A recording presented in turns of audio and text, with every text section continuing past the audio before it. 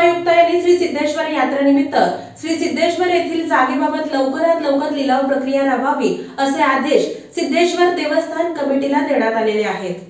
श्री सिद्धेश्वर देवस्थानच्या विश्वस्तांनी देवस्थानच्या यात्रेनिमित्त मैदान परिसरातील असलेल्या जागेचा लिलाव जाहीर करावा, प्रचलित पद्धतीची प्रक्रिया राबवावी आणि लिलावाची सर्व कागदपत्र सादर करावीत असे आदेश धर्मादाय उपायुक्त सुनीता कंकणवाडी यांनी श्री सिद्धेश्वर देवस्थान सोलापूरचे अध्यक्ष आणि सचिवांनी दिले आहेत। याचप्रमाणे सन 2010 साली धर्मादाय सहाय्युक्त लातूर विभाग यांनी यापूर्वी या संबंधीचे निर्देश दिलेले होते। श्री सिद्धेश्वर देवस्थान यात्रा कमिटीकडून सन 2010 ते 23 या कालावधीत आजपर्यंत लिलाव पद्धतीने मैदान परिसरातील स्टॉल आणि इतर व्यावसायिकांना लिलाव पद्धतीने जागेचं वाटप करण्यात येत नव्हतं। या संदर्भात बद्रीनारायण नोकजा, निलेश तुकिया, कैलास चव्हाण यांनी सोलापूर विभागाचे धर्मादाय उपायुक्त यांच्याकडे लेखी अर्ज केला। यानंतर धर्मादाय उपायुक्त सुनीता कंकणवाडी यांनी 22 डिसेंबर रोजी लिलाव जाहीर आणि प्रचलित पद्धतीची प्रक्रिया राबवून करण्याचे आदेश दिले।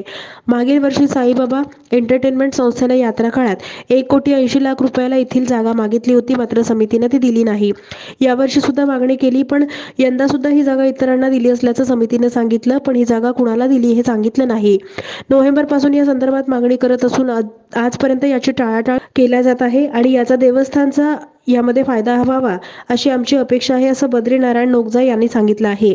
श्री सिद्धेश्वर देवस्थान यात्रा कमिटीने यंदा लवकरात लवकर धर्मादाय उपायुक्त यांनी दिलेल्या आदेशानुसार लिलाव पद्धतीने व्यवसाय करू इच्छिणाऱ्यांना सर्वांना जागेचं वाटप करावं अशी मागणी ही बद्रीनारायण नोकजा यांनी केली। माझं नाव बद्रीनारायण हरिकिशन नोकजा, राहणार सोलापूर आणि माझी असं सोलापूर सिद्धेश्वर देवस्थान यात्रा दरवर्षी मी जागेची मागणी करतो।